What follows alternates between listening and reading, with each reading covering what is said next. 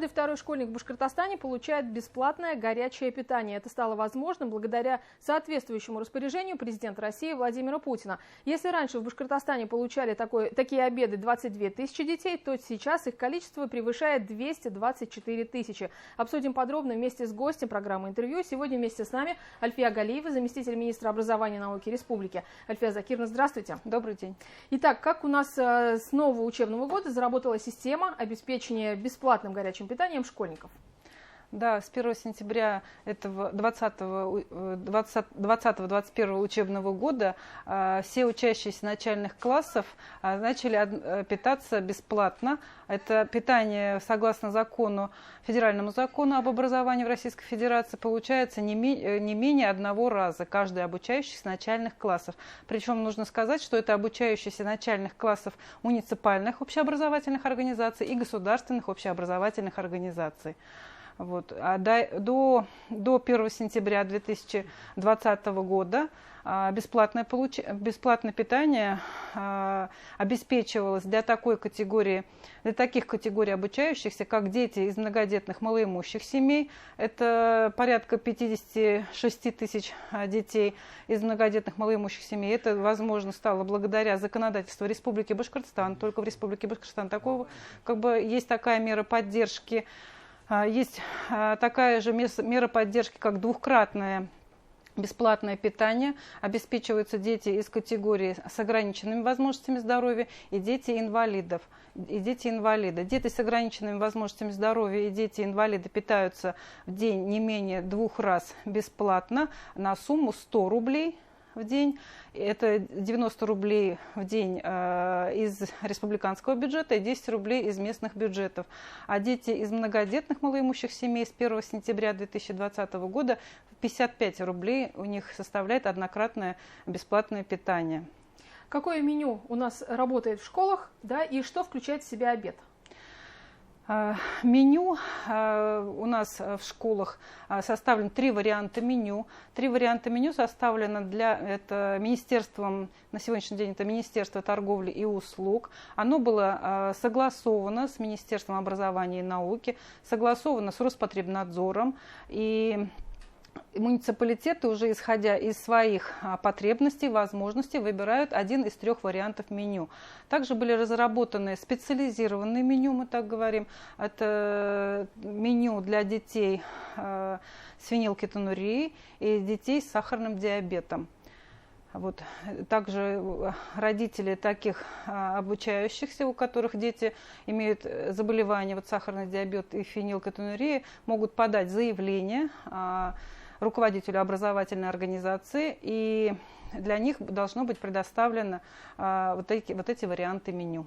Я так понимаю, что вы в тесном сотрудничестве работаете с Министерством торговли и услуг, и контролируется качество, да, квалификация сотрудников, которые как раз обеспечивают. Расскажите, пожалуйста, вот про эту часть работы. Да, мы сотрудничаем с Министерством торговли и услуг в сфере под учредительством Министерства торговли и услуг создано управление социального питания, государственное казенное учреждение. Также есть такое у них в ведении учреждение, как испытательный центр. Управление социального питания занимается. На сегодняшний день они мониторят исполнение госконтрактов на организацию горячего питания. Также испытательный центр, туда могут обращаться наши же образовательные организации, в том числе все учреждения социальной сферы, для проведения экспертизы качества продуктов, качества питания. Альфия Закировна, вообще мы знаем, что родители тоже отслеживают эту тему школьного питания, она тревожит каждого родителя. Вот как здесь вы работаете с родительским сообществом, да, куда они могут обращаться, и если поступают обращения, то чего чаще всего они касаются? Да, на сегодняшний день по различным каналам Министерства образования, в управление социального питания поступают обращения граждан, обращения родителей, законных представителей по организации питания. К сожалению, конечно, большая часть обращений касается качества питания. Также есть вопросы... А что это означает, качество питания? Что не устраивает? В основном это меню.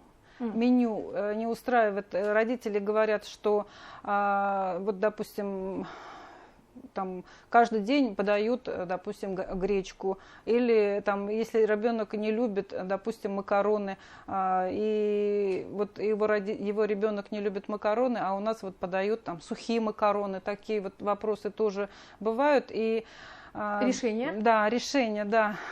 По каждому обращению граждан управление социального питания, технологи на местах, это в отделах образования каждого муниципалитета, муниципального района, городского округа есть технологи или специалисты по организации питания. Они выезжают по наиболее крупным обращениям, если вот с одной образовательной организации, допустим, поступают порядка 10-15 обращений, и специалисты Министерства образования в эту группу входят, и мы осуществляем такие проверки на подтверждение объективности, необъективности, на самом ли деле это так или нет.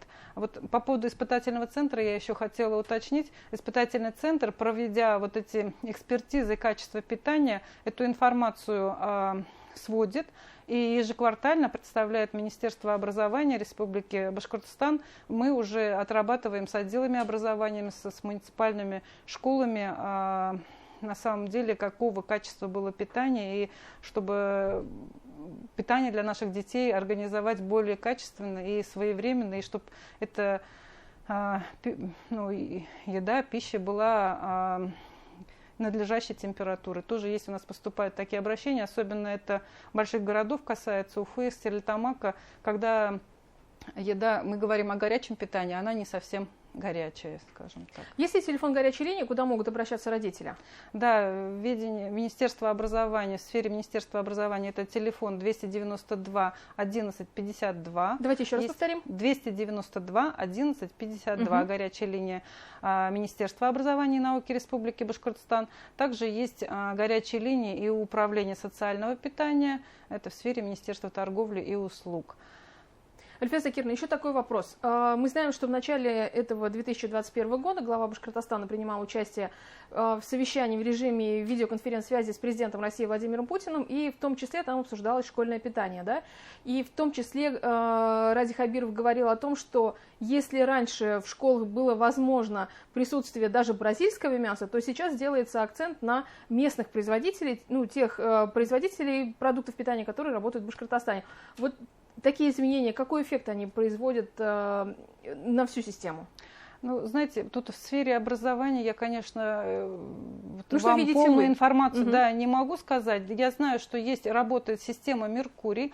И сегодня, если вы, уважаемые родители, уважаемые телезрители, смотрели видеоконференцию с участием под председательством Ради Фаритовича Хабирова, выступал представитель Госветнадзора, который как раз мониторит вот этот Меркурий и работает, и движение мяса по Республике Башкортостан, как от его забоя, как мы говорим, до его поступления на стол, допустим, конкретной образовательной организации. И эта информация была и звучала именно по учреждениям социальной сферы, в том числе и образовательным организациям. Что на сегодняшний день смещение произошло. Конечно, у нас теперь почти 100% поступление мяса с территории Республики Башкортостан. То есть это уже 100% уверенность в качестве? Это мониторится, и для этого есть определенные информационные системы, программы. Это все осуществляется, да. Мы с вами обсуждали, что школьное питание горячее, оно одноразовое, а есть ли возможность, что оно станет двухразовым в день? На сегодняшний день вот как раз с федеральным законом, 47-м федеральным законом, были внесены изменения в закон об образовании в Российской Федерации. И этим законом гарантировано с 1 сентября питание, однократное питание. Там должно быть не менее одного горячего блюда, не считая горячего напитка. Мы говорим сегодня об однократном бесплатном питании обучающихся начальных классов. Вот для того, чтобы привести материально-техническую базу, пищеблоки, столовые, образовательных организаций, для того, чтобы получить эту субсидию, Республике Башкортостан пришлось провести много мероприятий. Из бюджета Республики Башкортостан были выделены 49 миллионов на ремонт пищеблоков малокомплектных школ, 95 малокомплектных школ. Также были выделены денежные средства, это порядка 165 миллионов из консолидированного бюджета Республики Башкортостан на оснащение оборудованием пищеблоков школ, на закупку столовой посуды, технологического оборудования, на ремонты пищеблоков. И на сегодняшний день к 15 июля 2020 года все муниципалитеты Республики Башкортостан подтвердили свою готовность питать бесплатно, охватить горячим питанием всех обучающихся начальных классов. Без этого подтверждения, без этой гарантии Российская Федерация нам бы не выделила такую огромную сумму. Это на 2020 год, начиная с 1 сентября до 31 декабря 2020 года, эта сумма составляла 778 миллионов рублей из федерального бюджета и 106 миллионов рублей из республиканского бюджета. А на 2021 год выделены средства из федерального бюджета порядка 1 900 000 000 рублей. Это только из федерального бюджета. А из бюджета Республики Башкортостан порядка 260 миллионов рублей выделено. Это огромные деньги, соответственно, это огромная ответственность и на Министерстве образования, на образовательных, на общеобразовательных организациях и на аутсорсерах, скажем, да, и на организаторах питания. Это огромная ответственность перед родителями, перед детьми по организации питания. И на сегодняшний день также образовательные организации создают условия для того, чтобы родители могли контролировать это качество питания. Родители могут звонить на горячую линию, о которой я говорила, да, телефоны. Есть такие... В каждой образовательной организации, в каждой школе должен быть свой сайт, соответственно, он есть у каждой школы, но на каждом сайте, на сайте ежедневно школа должна размещать сегодняшнее меню. И родитель может видеть, что сегодня, чем питается его ребенок в школе. Также должны быть процедуры о родительском контроле. То есть родитель должен быть в школе локальный акт, согласно которому родитель может изучить этот локальный акт на сайте образовательной организации. И когда он может прийти в школу и посмотреть, допустим, в столовой, уже убедиться, на самом ли деле то меню, которое вывешено на сайте, соответствует тому, что на столе, и такого ли оно качества. Соответственно, все эти вопросы, они должны родителям, не просто я сегодня пришел, дайте мне, покажите, да, но это должно решаться через администрации школ, соответственно, обговариваться, когда, в какое время. Мы сегодня понимаем, что условия работы школ немного другие, да, все это связано с пандемией, с санитарно-эпидемиологическими требованиями, которыми должны соблюдать образовательные организации и работники пищеблоков в том числе, поэтому немножко это свобода посещения столовых родителями, они, да, немного ограничены, но они ограничены объективными санэпид-требованиями. Но это возможно. Но это еще раз подчеркивает, что школьное питание – это приоритетное направление, и к нему очень всегда тщательный такой контроль. Да. Спасибо большое, Альфия Закирна. Сегодня мы обсуждали школьное питание, и у нас в гостях была заместитель министра образования и науки Башкортостана Альфия Галиева. Не переключайтесь, оставайтесь на БСТ.